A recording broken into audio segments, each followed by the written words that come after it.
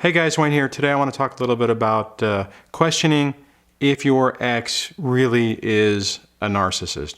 I think this is a question that a lot of us go through, especially in the beginning stages of this, because we're trying to wrap our head around it, and we still are filled with a lot of that self-doubt and self-loathing to where we're not entirely sure what we're dealing with, so we have a tendency to question ourselves. Now, if you've done any research into this, you know that for a proper diagnosis to happen, a medical professional needs to actually do that.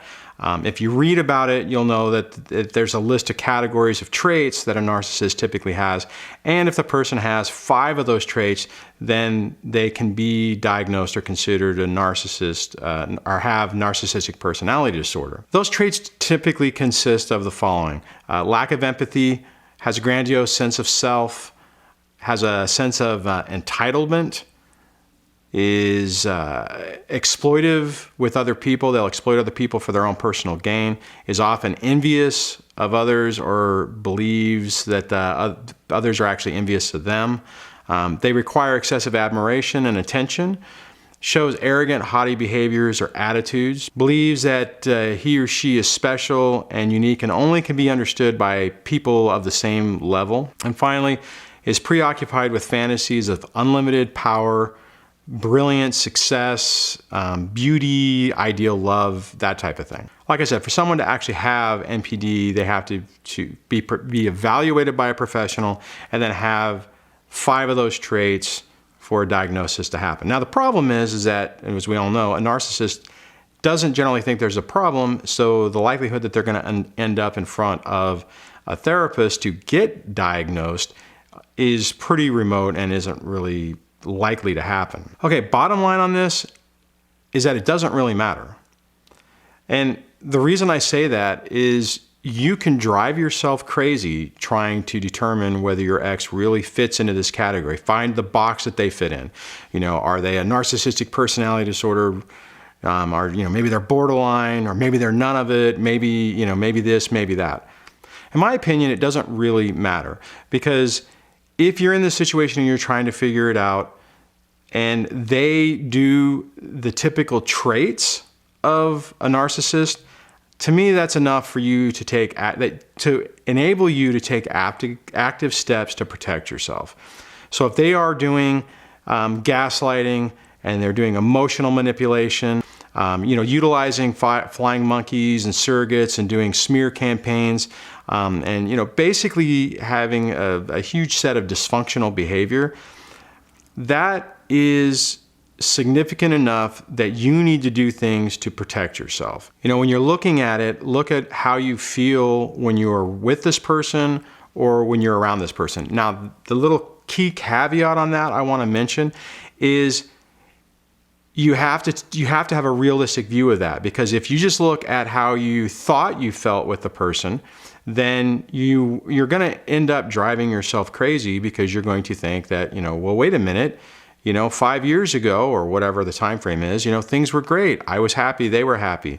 Well, keep in mind that one of the other things is that when they're getting the supply that they need and they want, they will be happy, right? And they'll allow you to be happy. So, and the reason I say this is I fell into the same category where I would get confused and especially early on thinking, well, wait a minute, you know, we had good times. Things were good. I remember whenever she was happy. So, you know, how can you be how can she be this whenever I have this memory of a good time? But you got to put it in context, right? And what I mean by that is, you know, if you look at it in the grand scheme of things, were you a huge source of supply? Were you always, you know, I mean, if you're an empathetic person, then more than likely you were attuned to, you know, what they needed and what they wanted to hear, and you probably thought that they were a really great person, and you were a great source of supply. I mean, I know I was. I can look back at it, and I had this pedestal view, and that was my normal going in position. So typically, you know, there would be the good times because I was an outstanding source of supply, and then when it got boring, then, or if it was just like wanted to demonstrate that she had control, then she could do things to emotionally manipulate me and mess with the situation. So bottom line on this, guys, is that it really, you can get caught up in all the technical terms and all the issues associated with it. But at the end of the day, if you are being gaslighted, if you're being emotionally manipulated, if you're being, a smear campaign is going against you, if you're being, threatened, or fear is being used to try to control you, to get you to agree to things that you don't necessarily want to agree to or don't feel good about, that's a pretty good indication that something is significantly wrong. Okay, one of the ways we recover on this is that we look at the situation that we're going through, and we have to stop questioning ourselves, because it doesn't accomplish anything other than keeping us emotionally unstable, away from being rational on the situation, and it just causes us more trauma and stress and anxiety when we're trying to figure out what's going on. Bottom line, if you're dealing with somebody that you suspect has a personality disorder, and maybe even if they don't, but if you approach the situation as if they do,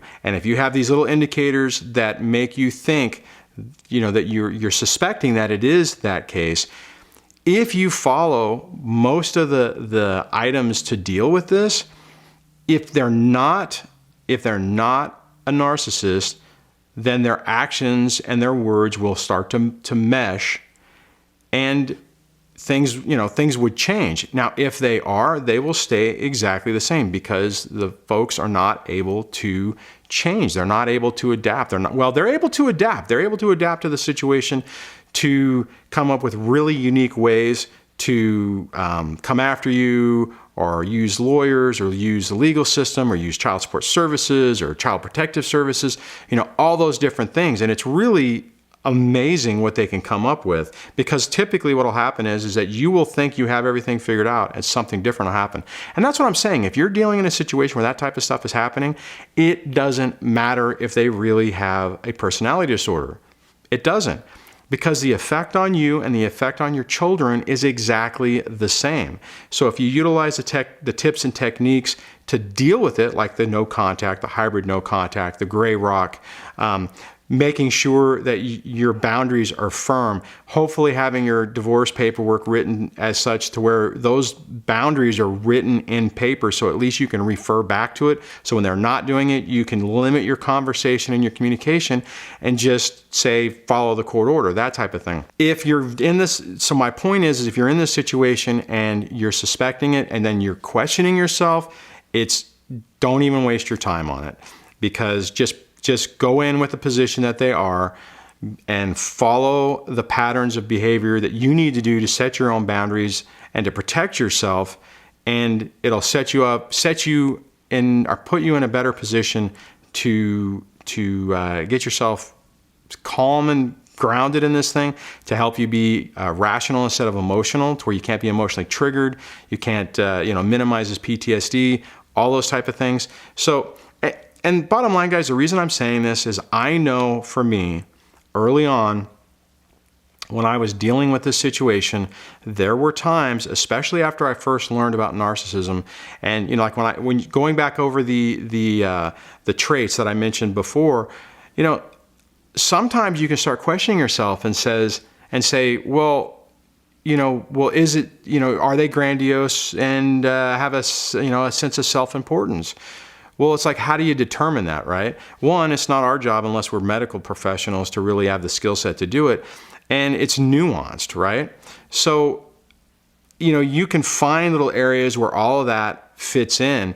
But if you're dealing with these type of people, the situation just isn't, you already know, because you're here, you're already at the site. So the reason I'm saying this is because I know, even when I first was finding information, I was doing all the research, I went through a lot of time where I was questioning it, where I was like, well, no, maybe I'm wrong. Maybe I'm just looking for an answer to justify it. So I'm embellishing the situation. Don't beat yourself up on this.